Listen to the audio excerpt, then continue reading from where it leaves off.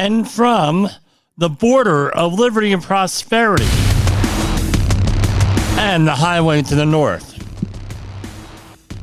This is Safety Wars for Monday, March 13th, 2023. We got a lot going on here.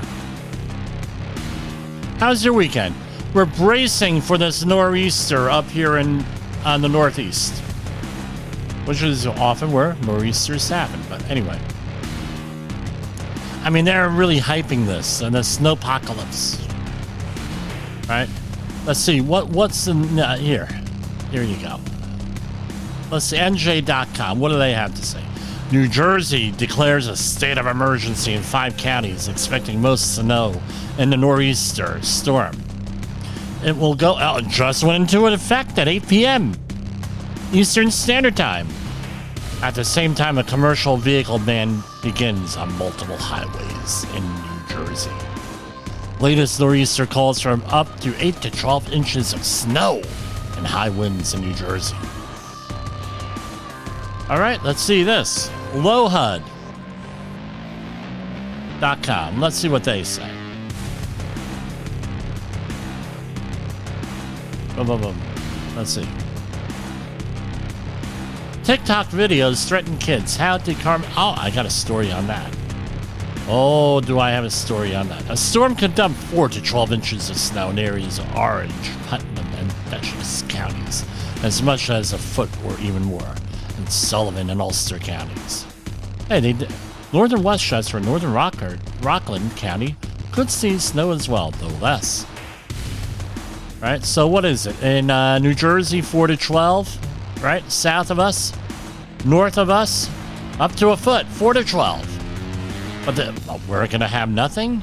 Maybe they should coordinate things a little bit better out there, right? So, this is funny. A couple of years ago, we hired a company to do snow removal in our driveway, right? I was having some back issues, and I could not shovel snow. So, about 2 days later, we see a commercial, right, advertisement on lowhud.com. And what do you know? It's those guys plowing snow in our driveway, right, on the advertisement. Ay. People are always trying to take advantage of you. So, this weekend, right, I'm cleaning out my mother's house, right? My father passed away. My brother and I are, sorting through things and looking at things. And I find this old newspaper clipping. It's from about 1961. Sewer gas kills sanitation man. Chaos 4 others, right? Whatever that is. It was cut off. Again, I was born in 1970, not 1960, 61. One Department of Public Works employee was fatally overcome and 4 others knocked out at 3 p.m. yesterday while they were checking for New Queens Sewer, for an accumulation of gas in New Queens Sewer. Masked firemen went in and hauled them to safety.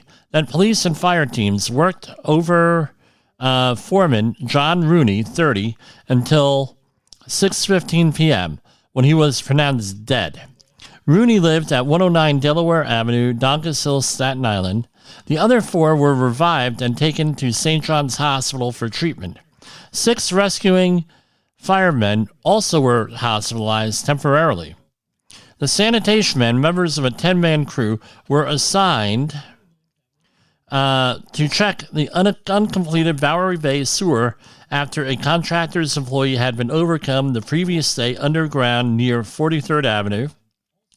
Right, so after the day before, near 34th Avenue and Vernon Boulevard, Long Island City. They covered many blocks without incident until they came to the final checkpoint, where the contractor's van had been overcome.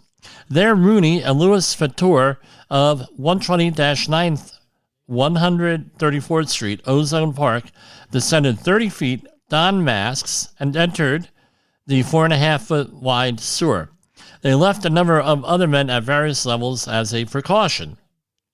When Rooney and Fathers were silent, when Rooney and Fator were silent for an undue time, the man nearest to the entry, Stephen Norino of 1422 Green Avenue, Brooklyn, went in to investigate and was overcome. Henry Sirius, Joseph Messina, Frank Marino followed with and shared his fate. Nicholas Mirable, 44, of, it looks like 52 Irving Avenue, Brooklyn, started to follow but met Fator stumbling out. They dragged out Marino and had the alarm sounded. All the workers were soon revived except Rooney. Now you may say, why am I mentioning this? All right. John Rooney, 30, was my mother's cousin. So she saved this. We had always heard of this in family lore, right? And how it impacted the family. It was not very good. All right. As a result of this accident, and the family unable to deal with it. I don't want to say that they were estranged, but we did not. My mother did not really keep up with them after this incident. So it really impacted her relationships on that side of the family. Let alone the man's family was devastated by this. Horrible, horrible thing. And I imagine that even today, they are suffering from this whole situation. My mother still gets teary-eyed with this. So what can we learn here? All right. This is how these things were managed, right? Now, there was a fatality up in a number of years ago in, I'm looking this up, Tarrytown, New York, in 2010, right? Doing the same thing. How do you like that? All right. And there was a story today on New York State fatalities. Might have been over the weekend. In 2021. I got here a little bit late. So this was from over the weekend. Right. In 2021, 1 year after the construction pause, the fatality rate in New York City was 11.2 per 1,000 workers.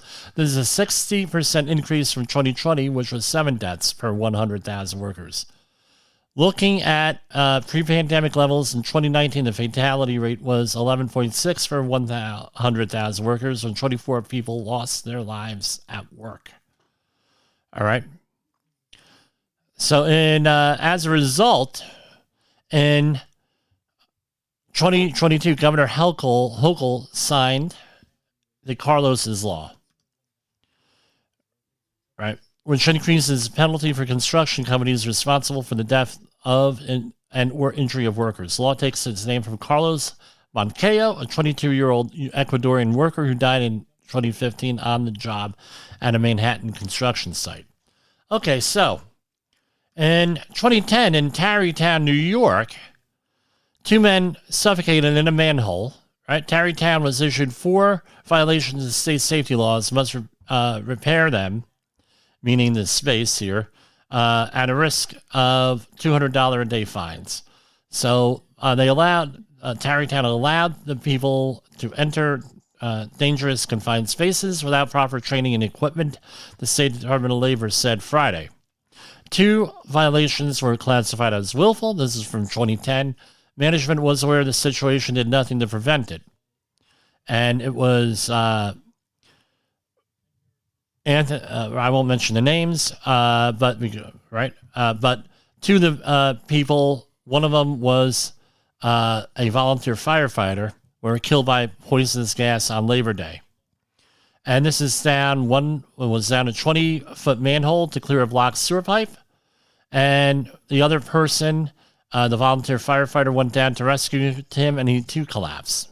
Neither man had tested the air or worn a breathing mask, as safety protocols will have required, Department of Labor reports says. So my question is this.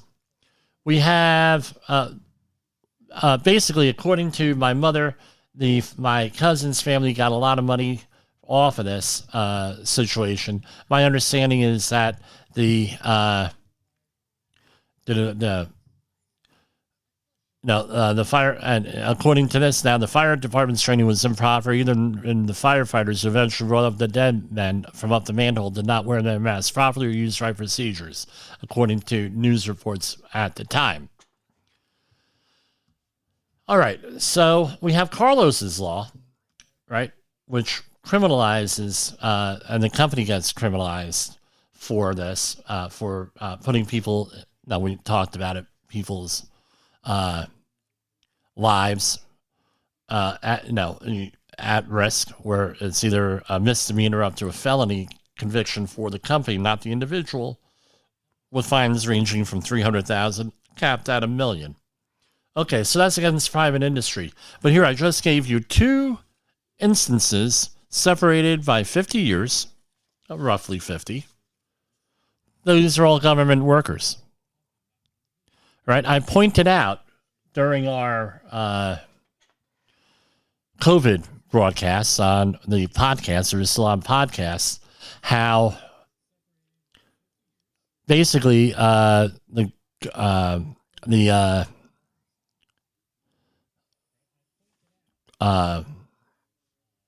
on. This just came across. Hold on.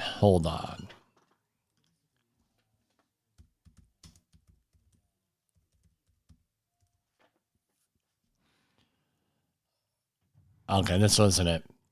A friend of the program, his son was murdered last year around the holiday time, and today there was a murderer who escaped a courthouse in Oregon. And I'm just seeing if this is the same guy. This came like right across my ticker here on the screen. Sorry, everybody, I got distracted. So, anyway, let me Google this, right? And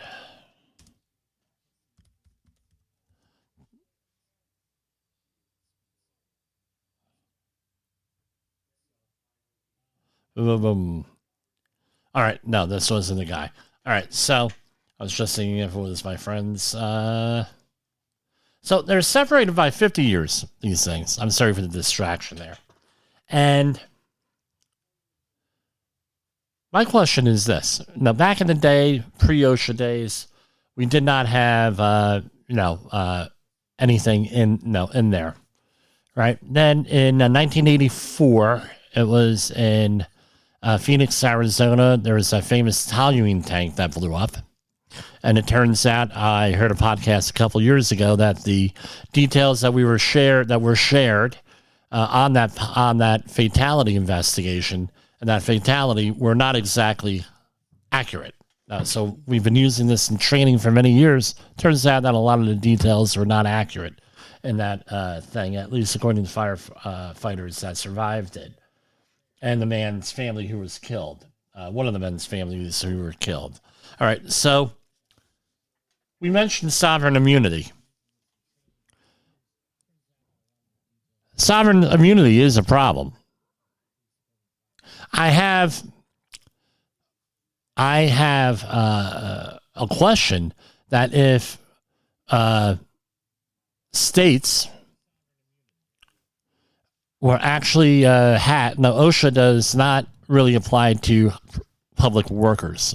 Right, workers for government, they have their own system in many states. Some states, they have no system, and everything is very piecemeal. So should sovereign immunity be removed or rescinded with worker fatalities, catastrophic losses, environmental catastrophes? That's a question, because there really is no other enforcement mechanism here. So two men died. They get threatened with a $200 fine in Tarrytown. I don't know how it turned out. They had a lawsuit with my cousin's case back in 1960, 61, whatever year that was. I don't have a date on that exactly. What's going on here with this? That's a good question. That's a question we need to ask, and I'm going to continue to ask this, because right now, the government is exempt from a lot of things, right? And it's causing a lot of angst in our society. Not with worker fatalities, but in other areas. Now, what are the limits? I think that needs to be a debate that we need to start to have here with this. Do I think we should go after certain law enforcement or emergency responder? No, because they're dealing with stuff that they can't control. Disaster, okay, but what about the other stuff? This wasn't an emergency, either one of these two. Something to think about here. Something that needs some debate. I might be completely wrong on this, and I accept that. All right, as was pointed out by a couple of people. So let's talk about confined spaces. So, quote unquote, recently, all right, confined spaces were regulated. Well, I believe it was August 2015. I just closed that window. All right. So here's the overview here, right, with this. All right. So OSHA, we knew about the dangers of permit required confined spaces going way, way back, especially in the mining industry. That was one of the original confined spaces, I guess, where I went on a tour of the Sterling mine, the Sterling zinc mine in northern New Jersey. I believe it's in Ogdensburg, New Jersey, with the Cub Scouts. It was a really good tour. And I took great interest in the air monitoring equipment in there. So, for example, how did they measure whether you had an explosive atmosphere back in the day? Right? They had the little headlamps with a flame in there. That's how they used to do it at this facility. When the flame got bigger, they were in an explosive atmosphere. If it went out, they were in an oxygen deficient atmosphere. Right? And if it went poof, then you know that you're in a confined space. And I'm not making a joke there. Right? Remember, 1960, with my cousin's case, did they really have air monitoring equipment? It was very basic and, and everything else.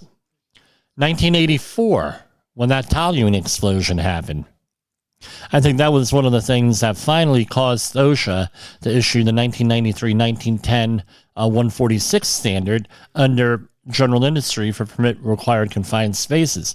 NFPA had already had some standards in place, and we still, a lot of facilities, I'm working a project right now where the NFPA 350 standard for confined space entry is followed. So what is a permit required confined space? Right? So you have to have a confined space.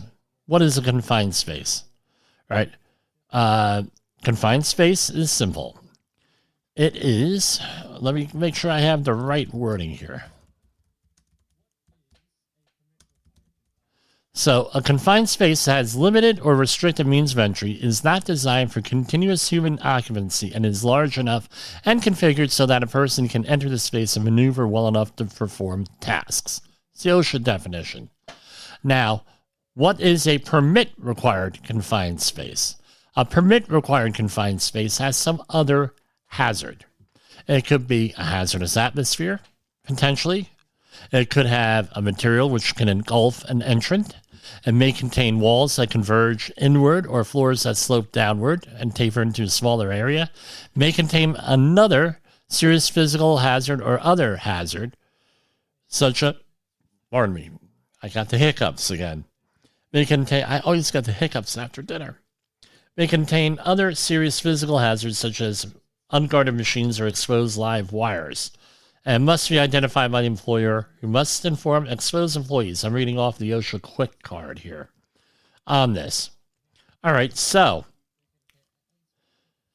that being said, in 2015, and after much fanfare and much debate, OSHA released the 1926-1200 under the construction standard on permit required confined spaces, and the definition is the same, but there are some marked differences with them. For the worker, it really doesn't.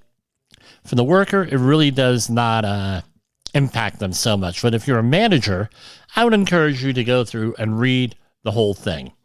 With that, or better yet, give us a call, 845-269-5772, or drop me a line at jim@safetywars.com, and we will talk about confined spaces.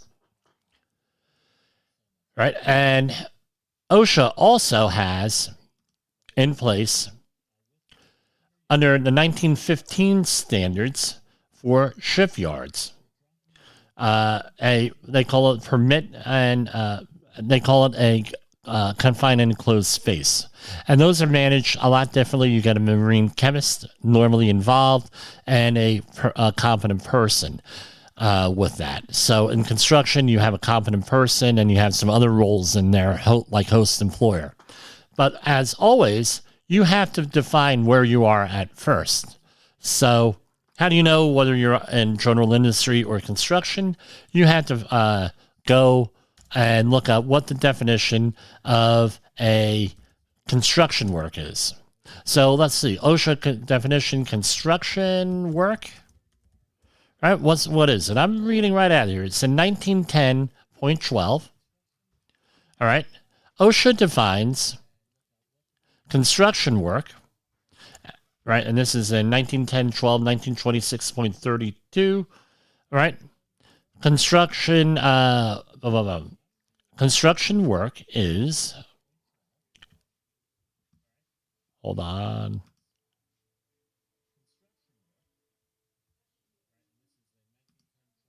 Construction work means construction, alteration, and or repair, including painting and decorating. They further provide that OSHA's construction industry standard applies to every employment and place of employment. This is from a letter of interpretation from 1994, of every employee engaged in construction work, right? So if you're doing any of that, that is construction work. So let's say that you are in an office and your office still is allowed to have like holiday parties, and because a lot of places they're not allowed to have holiday parties. I've been there.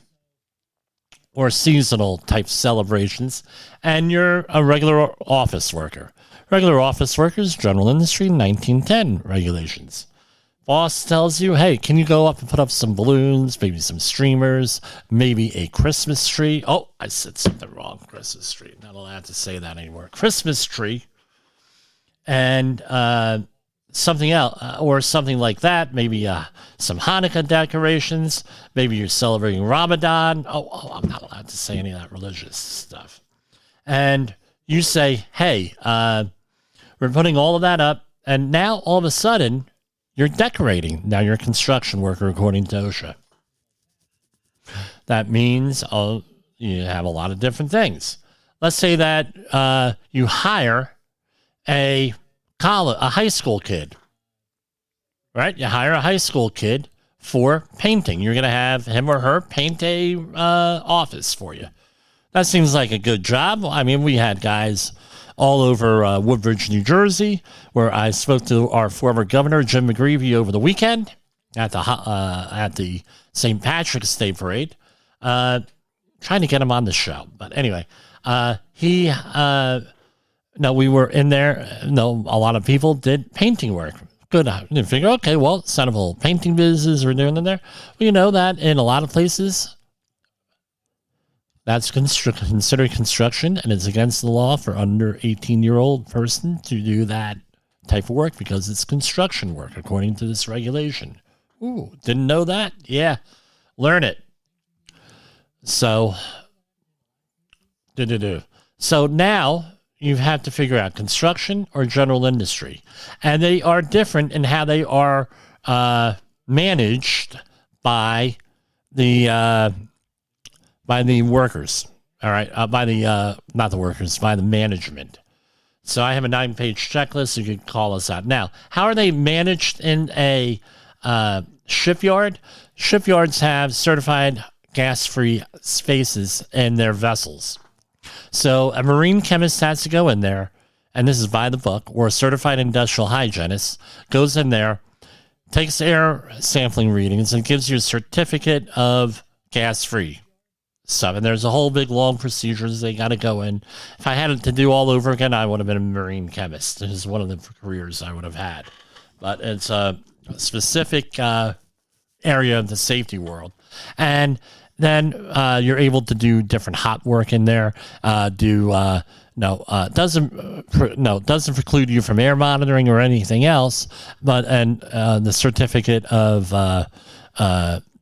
gas-free, the gas-free certificate may include procedures like, hey, you have to do air monitoring and things of that nature, oxygen deprivation, stuff like that. Going to have different restrictions on it. And that's how that's handled with that. So just because you had that certificate does not mean that you're out of the woods with that. And that's often how it's generally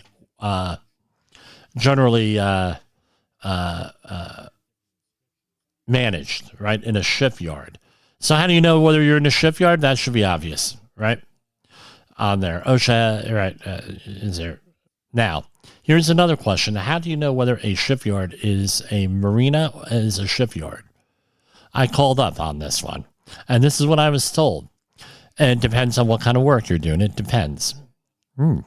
So where a lot of companies get into problems is that they're doing construction work on the buildings in the shipyard, or they're putting in new docks or piers or equipment and things of that nature. That is not 1915 shipyard work. That is not 1917 or 1918 what the longshoring or marine terminals work. That is construction work. All right. Now, what OSHA will do, right, and it depends on what you're doing. So, for example, you're going to change a light bulb on a boat in a marina. That's not shipyard work.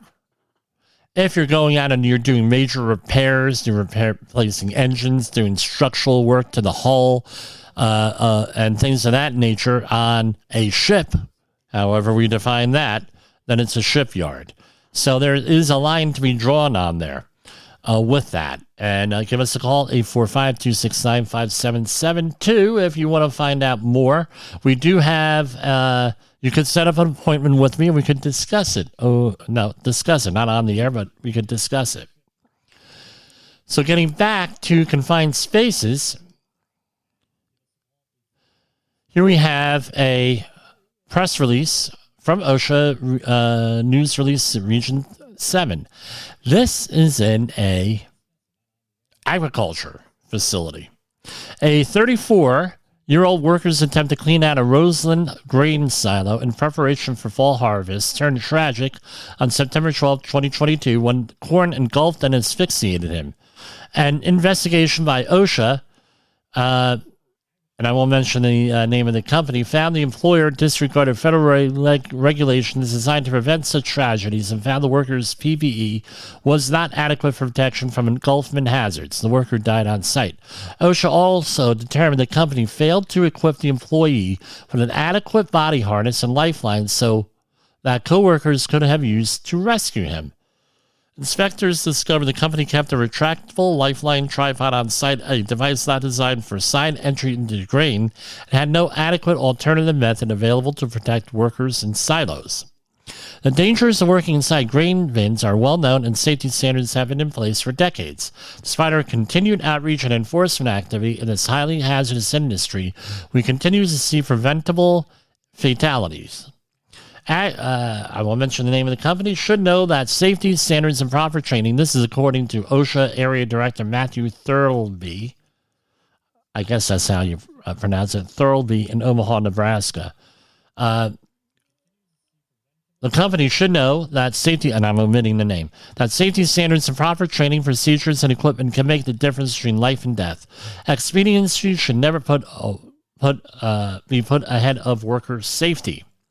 OSHA issued 16 citations, 2 willful and 14 serious, for allowing workers to enter bins with grain buildup and for failing to develop procedures for entering permit-required confined spaces. Proposed penalties of $531,268. And the company is put into the severe violator enforcement program. So let's see what these are. Do they tell us what they are? Oh, yeah, they have it right here. So this happened in September, right? And we're 7 months out of there. So I don't know when the closing conference was on here or anything. All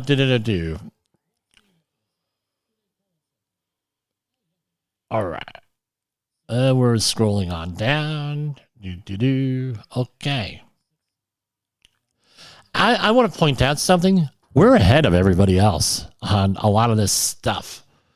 Right? I don't mean the late night talk shows, but I mean last week and the week before,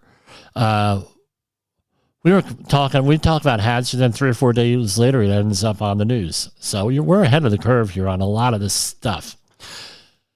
Now, what they cited them under, even though this is agriculture, arguably agriculture, is a 1910-146. Now, in the area of York, Pennsylvania, last year, a whole 3 people were killed in a confined space, similar to the one where my cousin was involved in, where people went in after them and were overcome. My cousin being the only one who passed away. But essentially, what happened here? Let's say you're in an agricultural environment. The first question OSHA is going to ask is this: are these family members or are these not family members? Because they're family members, then they are not employees. Right? Under a lot of circumstances, not all, but a lot of circumstances, and in this case, according to OSHA, this person was an employee. They cited them under the General Industry Confined Space Entry Standard. So 29 CFR 1910, this was a serious item, citation 1, item 1, 1910-146. The employer did not evaluate the workplace to determine if any spaces were permit required confined spaces. We just defined what those were. So did not evaluate it. An instance of failure includes, but is not limited to, employees entering the boot pit beneath bins 31, 32, and 33, and 34 to open gravity chutes. All right, so fine, $15,625. Must be abated by April 19, 2023, which is, I believe, Hitler's birthday. The reason, don't ask me why I know that. But anyway, the employer, 1910-146C2, the employer did not inform exposed employees by posting danger signs or by any other equally effective means of the existence, the location of, and the danger posed by permit spaces. On or about, blah, blah, blah, did not inform, did not have signs posted. Has to be abated by March 29, 2023.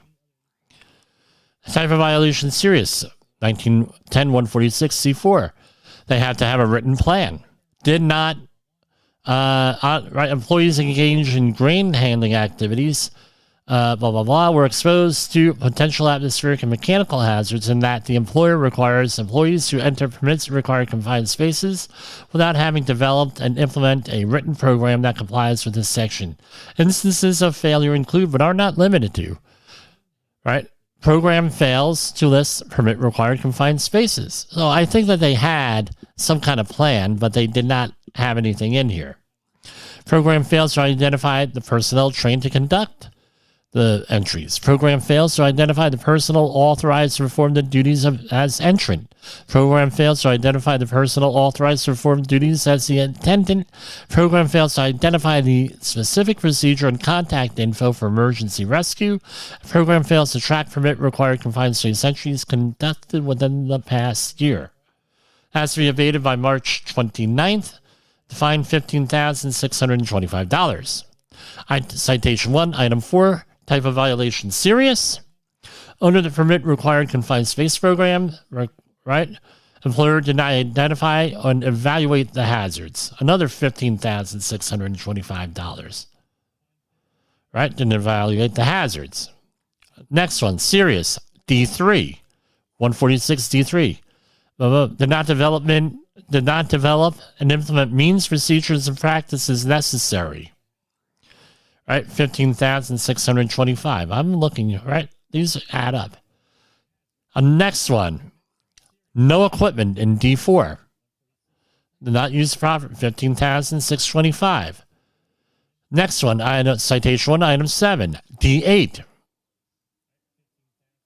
Did not designate persons who have active roles in entry operations. That means your supervisor, your entrant, or the attendant.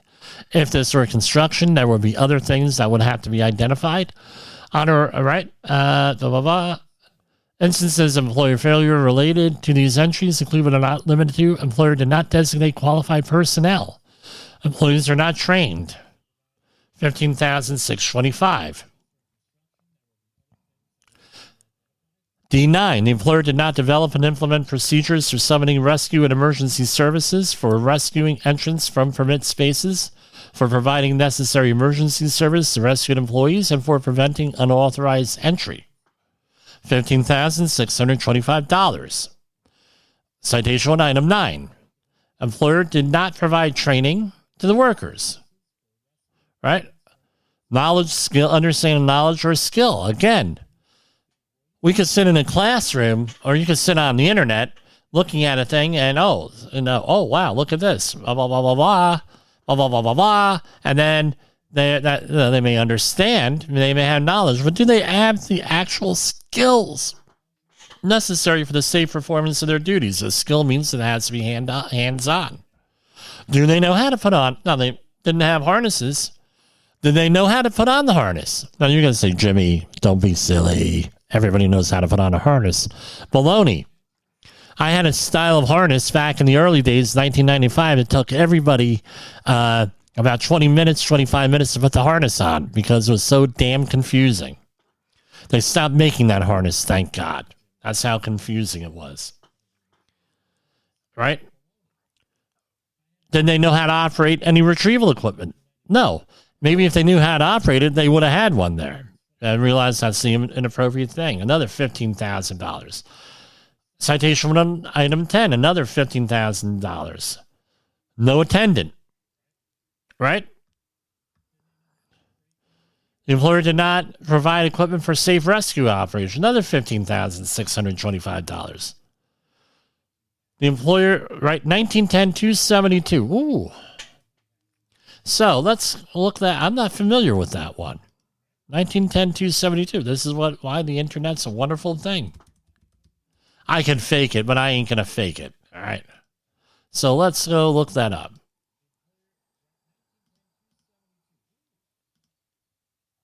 $1910-272. Let's see what we got.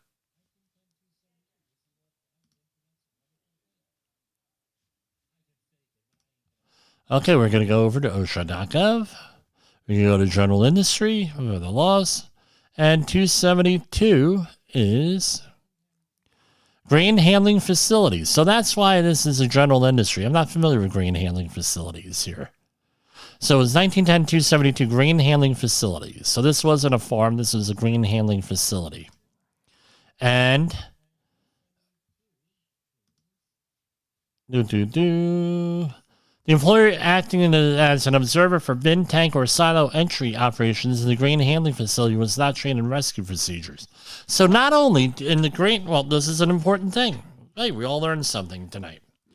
So grain operators, if you're dealing with a grain facility, you have another set of confined space entry style confined space entry stuff, potentially. So what's the scope of 1910-272? This section contains requirements for the control of grain dust fires and explosions and other certain safety hazards associated with grain handling facilities. It applies in addition to all other relevant provisions of Part 1910 or 1917 at marine terminals. So we've learned something here. So this applies to, no, this is a vertical regulation here. Talks about hot work permits, entry in, oh, here we go, 1910-272G, entry into grain storage structures. I'm going to have to include this in my permit required confined space class here. So that's pretty. Now, you're going to say, well, what if I'm not in a grain thing? Well, let's talk about this. You do have what is called the General Duty Clause, do you not? What does the General Duty Clause say? That you have to provide a safe and healthful workplace free of recognized hazards. So here we have 1910-272. Let's say you're not in a grain handling facility, but OSHA has a standard for that where you're handling grain. Could you be cited under that? Maybe. Perhaps. Didn't know that. So you cited it under that. 15625. There's a lot of 15625s here. Employees at the grain handling facility, again, G6. Employees at the grain handling facility entered bins, silos, or tanks underneath a bridging condition or where a buildup of grain products on the side could fail and bury them. Another 15,625. Citation 1, item 14. The employer did not implement procedures in the grain handling facility for the use in tags, lockout, tagout. Ooh, another $15,625. Okay, now we get into the biggie ones. Again, I look at I don't even read this because I want to see what this, I want you to get my pure reaction here. And if I kind of, what's this? An organic reaction. We're not like those other programs. I'm not a reader. I'm a reporter here of sorts. Even though legally I'm not a reporter in the state of New York. But anyway, we're working on it. Employees assigned special tasks such as bin entry and handling of flammable or toxic substances. This is, again, grain handling, shall be provided training to perform these tasks safely. And this is willful, right? And they have a whole failure, right? Atmospheric hazards, engulfment hazards, depths, entrant or attendant, right? Isolate, lockout, tagout type stuff. The bin entry permit, right? With that, $156,259 in proposed penalties. Holy Guvna. All right. And 1910-272G2, this is another willful one. The employer did not ensure that whenever employees enter grain storage structures from level at or above the level of the stored grain or grain products, or whenever employees walked or stood on the blah, blah, blah, blah, were equipped with a body harness or bosun's chair. I never understood why it's spelled boatswains and you say bosun's chair. I don't know. The lifeline shall be so positioned, blah, blah, blah, blah, blah. Another $156,000. So we add this all together for a grand total of $531,268 in proposed penalties. Now, let's remember, like I said at the beginning of the program, when I redid this for season 3, all of this, everyone's innocent until proven guilty, right? With this. And these things are litigated, vacated, and everything else involved. So that's an issue here with this. So if you have any need for permit required confined space training, give us a call. That's one of our most requested trainings that there is. As a matter of fact, next Monday, I'm giving a full day class on permit required confined spaces in Bayonne, New Jersey. With that, and we're also doing some field work with that in the very near future. The U.S., here we go. So, there's a press release here. The U.S. Department of Labor today issued a final rule adopting as final the procedures and timeframes for handling employee retaliation complaints under the Taxpayer First Act. The Act protects employees who report or assist in an investigation regarding underpayment of taxes or potential violations of IRS laws or federal law relating to tax fraud. The Act protects employees who assist in any action taken by the IRS relating to this issue. So this is along the lines of the whistleblower stuff. So OSHA, how many things? Something like 21 different areas of whistleblowing goes through OSHA. This is another one. So what is a retaliation, right? Firing or laying off, blacklisting, demoting, denying overtime or promotion, disciplining, denying benefits, failing to hire or rehire, intimidation, reassignment affecting promotion prospects, reducing pay or hours, making threats. Complaints must be filed within 180 days, right? Of the alleged after the alleged retaliatory action, that is when the employee is notified of the action. So OSHA manages all those. Here we have, and I'll mention the name of it because this is pretty much, I think, common information at this point. Low cost, high risk, Dollar General, and this is from the OSHA press release here from March 13, 2023. That is today. While it portrays its store chain as America's neighborhood general store, Dollar General Corporation and Dolgan Corp. LLC, one of the nation's largest discount retailers, continues to expose workers to unsafe conditions, this time at 4 Florida and Georgia stores. OSHA inspected the stores in Ocala, Florida, Columbus, Georgia, and cataloged many of the same violations. Dollar General has, quote, refused to correct, end quote, at its stores throughout the nation. Since 2017, OSHA has issued more than $15 million in fines and cited Dollar General and Dolgan Corp. in more than 180 inspections nationwide for numerous willful, repeat, and serious workplace safety violations related to unsafe conditions. So what are we looking at? 5 repeat violations and proposed $710,974 in penalties. So this is in enclosed, you'll find citations for violations of the OSHA Act, which may have accompanying proposed penalties. It gives them, I think they already got a copy of this, employer rights and responsibilities following an OSHA inspection going on. So what do we have? The repeat violations get very expensive here. Citation to item 1, repeat serious exit routes blocked. $156,000. Type of violation, repeat serious. $156,000, and this one was portable fire extinguishers not mounted, located, and identified so that they were readily accessible without subjecting employees to injuries. All right, and that's $312,000 for one location. So let's go on back.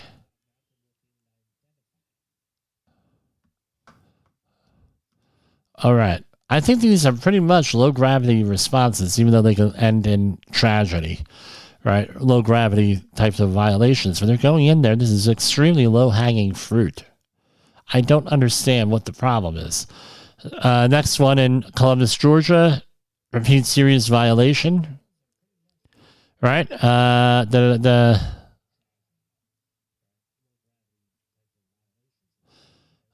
Right, $122,000. This one was for an exit route being blocked, apparently.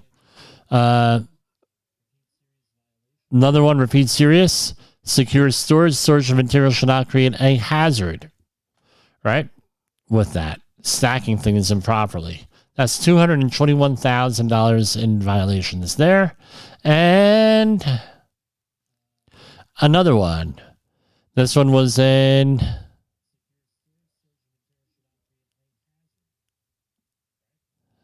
we're scrolling down. In Columbus, Georgia, right? Employment passageways, storerooms, and service rooms and walking working surfaces have to be kept in a clean, orderly, and sanitary condition, right? $98,000. And that's one violation there. So my question is, I'm going to go back. Let's see who this is. This is going to Adam Zager, Risk Manager, Dollar General Corporation, a 1.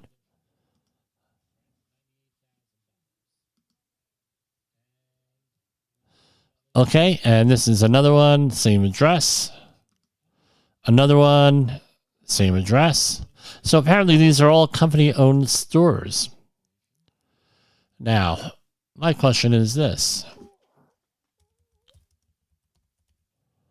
So what does this come down to here is, I don't know what's going on here with this, why this keeps happening. I think it's a very large company, and they're having problems managing things.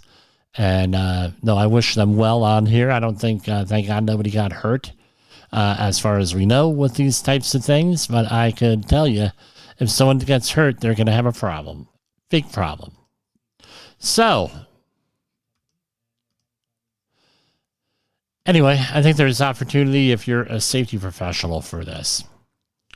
So now we're at 52 minutes after the hour here, and I've pretty much run out of material here. I'll be honest with you guys. I just wanted to talk about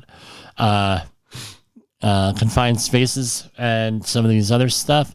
Now, there were big movements on the U.S. EPA today on the environmental front with approved oil exploration in Alaska. All right, so this is from CBS News. Hold on. Biden approved. I'm sorry, from USA Today. Story by Joey Garrison. The Biden administration on Monday approved a controversial Willow Oil project, clearing the way for one of the largest new oil and gas developments on federal land in Alaska in 20 years, despite fierce opposition from environmental activists. He did this. The reports was just fired. Here, what is this, right? Before I break copyright laws, let's see what this is. All right. So this is the story. The Biden administration has approved a massive new oil drilling project in Alaska over the objections of environmental advocates. It came a day after the administration said it was blocking or limiting drilling elsewhere in the state. The government on Monday approved a scaled-down version of the so-called Willow Project, which means the energy firm ConocoPhillips. Full disclosure here, I did a lot of projects for ConocoPhillips over the years. Can move ahead with its plans to drill in the National Petroleum Reserve located on the state's North Slope. The company says the project has the potential to reduce 180,000 barrels of oil a day. Proponents have suggested lower oil prices eventually, and the environmental advocates call the proposal, and those are what this report says, a carbon bomb, and argue it could worsen climate change. We're going to have more about that in the next couple of days on here. So that's what's going on here with all of this. I hope everything's great. If you need health and safety oversight, give us a call at 845-269-5772, and we'll know we can do business together. So that's all I got for tonight. See you tomorrow night. The views and opinions expressed on this podcast are those of the host and its guest and do not necessarily reflect the official policy or position of the company. Examples of analysis discussed within this podcast are only examples. They should not be utilized in the real world as the only solution available, as they are based only on very limited and dated open source information. Assumptions made within this analysis are not reflective of the position of the company. No part of this podcast may be reproduced, stored in a retrieval system, or transmitted in any form or by any means, mechanical, electronic, recording, or otherwise, without prior written permission of the creator of the podcast, Jay Allen.